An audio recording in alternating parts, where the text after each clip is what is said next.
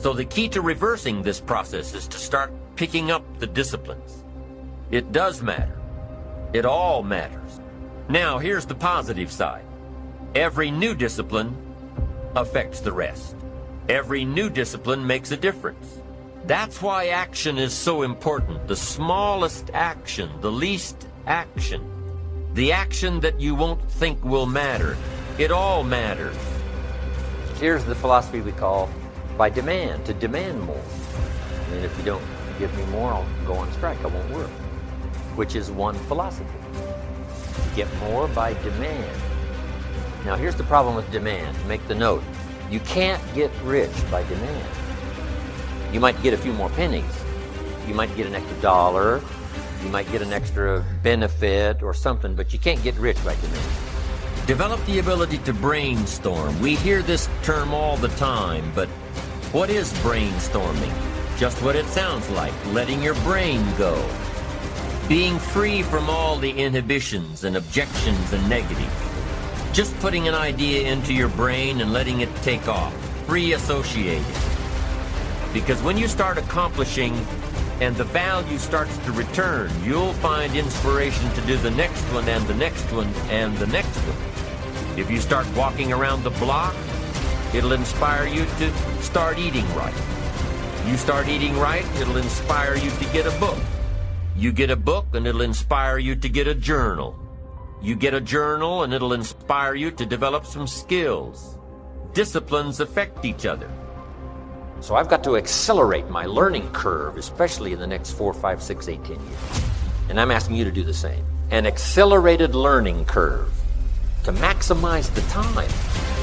To learn as much now in 1 year as you used to learn over 5 years. Just accelerate the curve.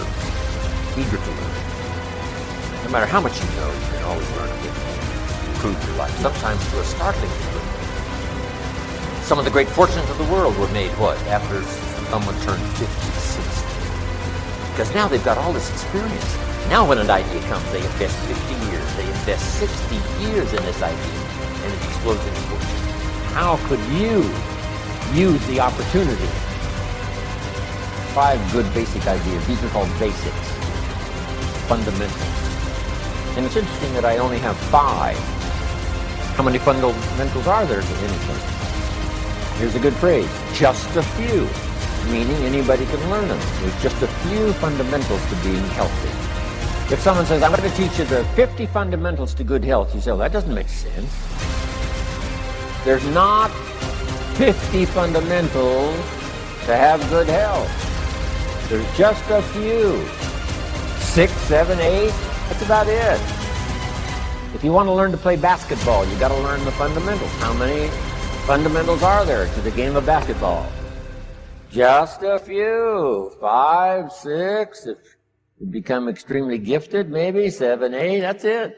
I believe desire and will to win is everything. I don't know why I'm like I am, but my butt's always burning. There's always something say, Art, dadgummit, you're supposed to go for it. Art, dadgummit, you're supposed to be somebody. You're supposed to make a difference with your life. What does the $500,000 a year person do? The $50,000 a year person doesn't do. You look at the outside and study those two individuals, everything seems to be the same. They both are the same sex, they both are the same age, they have the same training, the same positions, the same contract, the same fringe benefits. They both are successful, they work hard, they're good family people, make tough commitments. But what's the difference? What does the $500,000 a year person do? The $50,000 a year person doesn't do. He pays the price and a little bit more. He works hard and a little bit more. He's loyal to the company and a little bit more. He believes in a little bit more. He makes money and a little bit more. He saves money and a little bit more. If you want to win in these United States, you got to be tough and you can't quit. The last thing I'll talk to you about today in building this winning edge is, folks, if you want to win in business, you got to be a leader. Leadership is everything. You show me anything in these United States that win, I'll show you a leader at work. You show me a successful church, Boy Scout troop, club, football team, business, I'll show you something run by a leader. See, I thought at one time in my life you had to be smart to win. I used to have these smart people that dress so pretty and talk so pretty and use these big words. They just intimidated me. And I said, Art, you can't ever be that good. Why don't you just throw in the towel and go on back and coach football for a living? And I found two things out about smart people. I think it's almost impossible for a smart person to win in business in America today. Because I find smart people spend their whole lifetime figuring things out. They're always trying to figure out an easier way and a quicker way. And another thing I found out about smart people is they just don't get around to doing nothing. And see, somebody like Art Williams, everybody said, well, he can't do it. And somebody like that can't do it, but he does it. See, folks, I want you to know almost everybody in America almost does enough to win. They almost get there. They almost are over the hump. They almost have it going. They almost in everything they do. Almost is a way of life to almost everybody in America. But the winners do it. What do? They do whatever it takes to get the job done. They do it and do it and do it and do it and do it until the job gets done. The easiest thing I've done was to get out from under the labels and to live the life that I live. The most difficult thing I've ever done was to believe that I can do it. The difference is that when you don't know what's impacting you, and it's something that's holding you down and you're not aware of it. There are things that when you, in my situation, when you live in a dominant culture that is designed to destroy your sense of self and your belief in yourself, and you have to learn ways in which you can begin to connect with this power that you have within yourself to handle where you are. And I started thinking about my own life and how much time I had left to do the things that I would like to do. And at that time, I wasn't sure what my life purpose was, what my life's work was. I wasn't sure about it at that time. And I thought about it quite a lot. I had some idea, but I wasn't convinced, and I don't think I felt worthy. I didn't believe that it could be me to do this kind of work that I'm doing right now. And I say to you that if you begin to take a conscious effort to find out what it is that you're supposed to do, I say that it can literally save your life.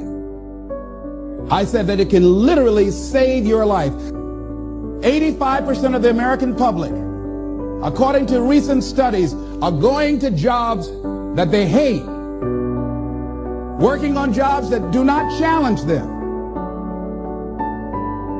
They get sick thinking about going. Because, see, when you go to a job and you already know how far you can go, you can already see that proverbial glass ceiling. See, when you're going someplace and you already know how much you're going to make, you already know how far you can go, you're in a dead-end position. It erodes your self-esteem. It lowers your sense of yourself. It creates an inner turmoil. It creates an emptiness in you. So I say that your life is worth finding what it is that you're supposed to do.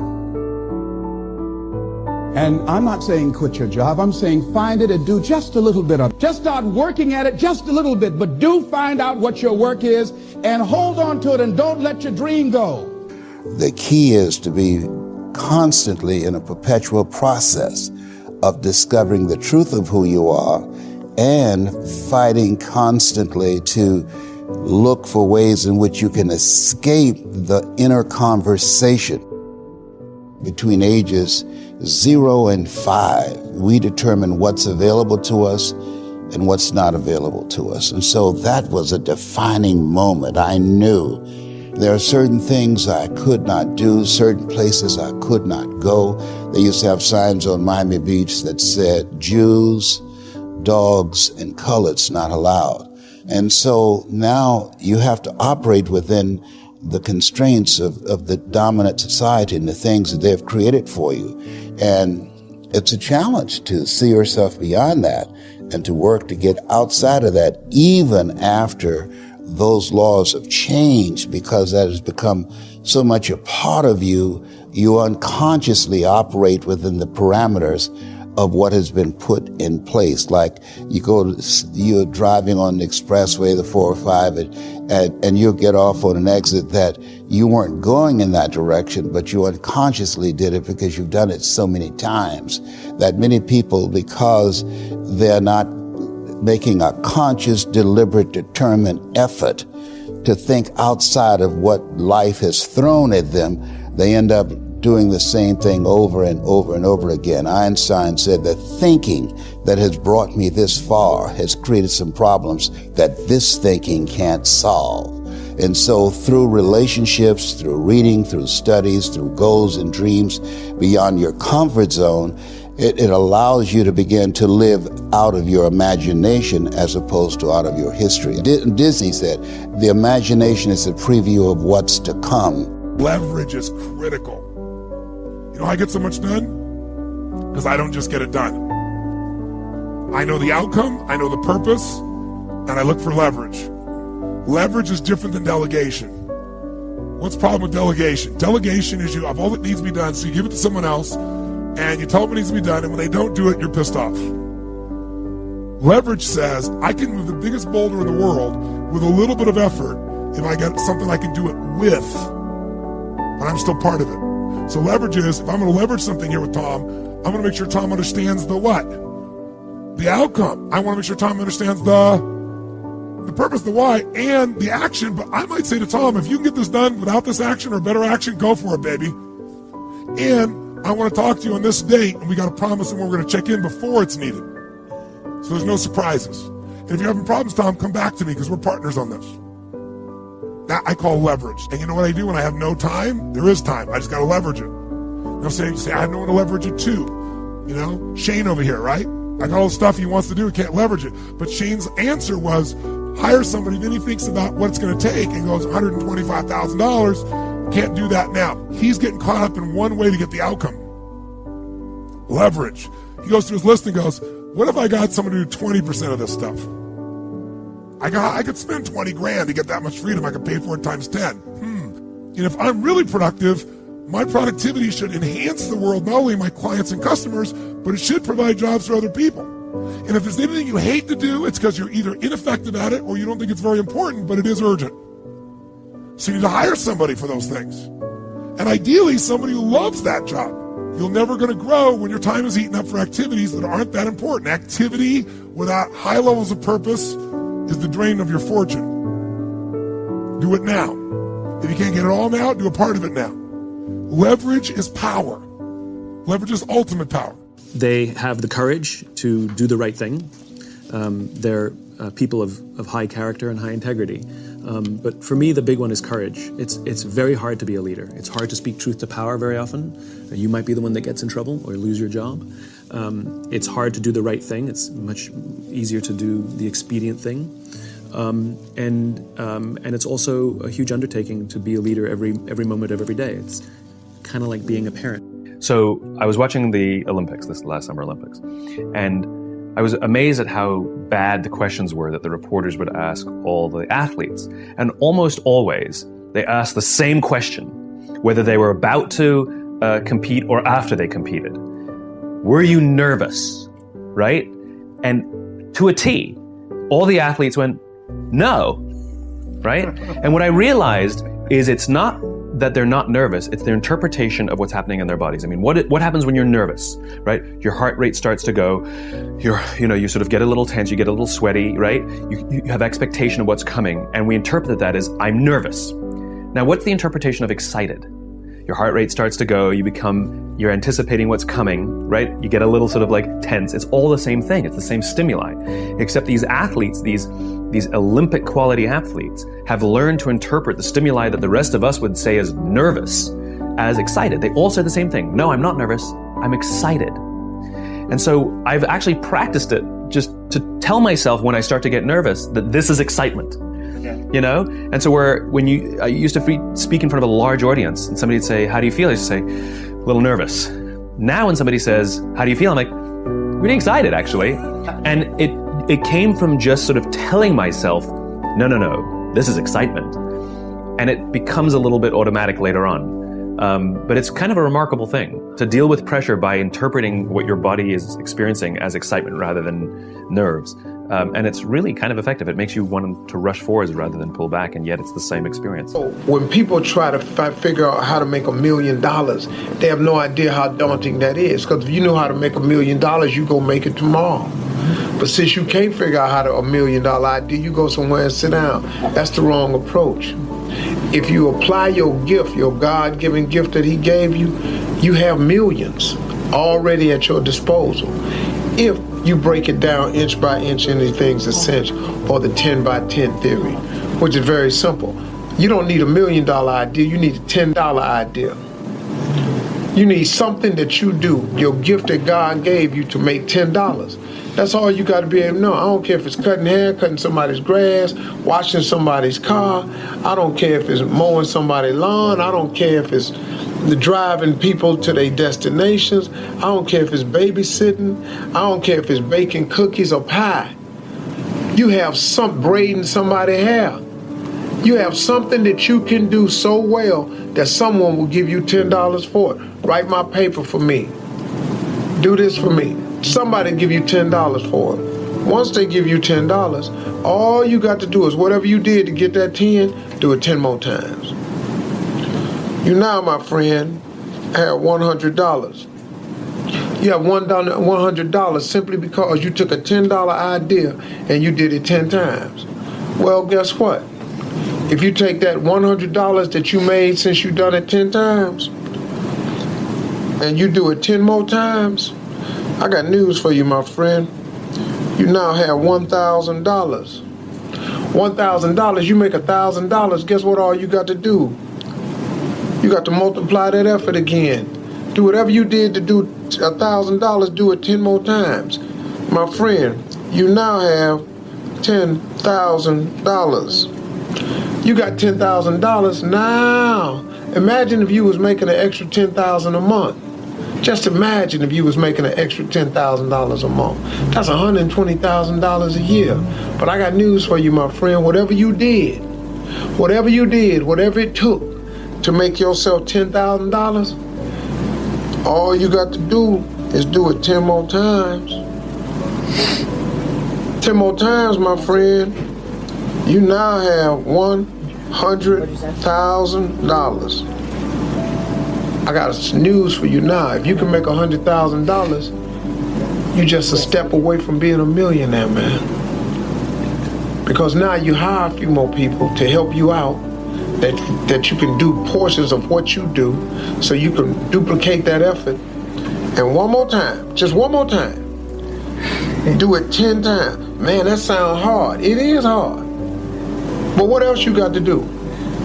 What, you gonna stop at the 100,000? All you gotta do is duplicate your efforts by 10. You duplicate your efforts by 10 times 100,000. Welcome to the club, my friends. You are now a millionaire. Congratulations. You became a millionaire with a $10 idea. So stop bogging yourself down trying to figure out how to make $1 million. Do what you can do to make $10. And then do the 10 by 10 theory. Inch by inch, anything's essential. If you want to become somebody, do it. If you want to go in business for yourself, do it. If you want to become financially independent, do it. I hear too much talk in these United States. Everybody can talk a good game. We need people in America who can do it. I go all over this country with A.L. Williams, and I have people say, Art, you can count on me. Wonderful. Just do it. Art, I guarantee you this is my last stop. I'm going to win now. Super duper. Just do it. Art, if I could just have one good month and get the ball going, I know I could make it big. Super. Just do it. Art, if I could just pay off this debt, I could really go. Great. Just do it. Art, if I could just sell my house. Do it. But houses ain't selling. Do it anyway. Art, I'm not making any money. What can I do? You just do it. Do what, Art? You do it and do it and do it. Art, I guarantee I'm gonna win this contest. Super duper. Just do it. Art, I'm over the hump now. Watch my smoke. Great. Just do it. Art, I want to make it so bad I can taste it. What I do, you just do it. Art, I'm a vice president now. Can I quit doing it? No. Art, I don't know if I can keep on keeping on. I'm really hurting. What I do, you just do it. Do what, Art? You do it and do it and do it. Art, all my life I wanted to be somebody important. Well, what do it then? Art, I'm gonna save money so I don't have to go through this again. Great, just do it. Art, I don't feel like I've had enough training. What I do, you just do it. Art, my manager don't give me no help. What I do, you just do it. Art, you don't understand. I was Mr. Everything at my former company. You don't mean I have to start off down at the bottom and do it, do you? Yep, you really got to do it. Art, what's the primary difference between winners and losers? The winners do it. They do it and do it and do it and do it until the job gets done. And then they talk about how great it is to finally have achieved something unique, and how glad they are that they didn't quit like everybody else, and how wonderful it is to finally be somebody they're proud of and make a difference with their life.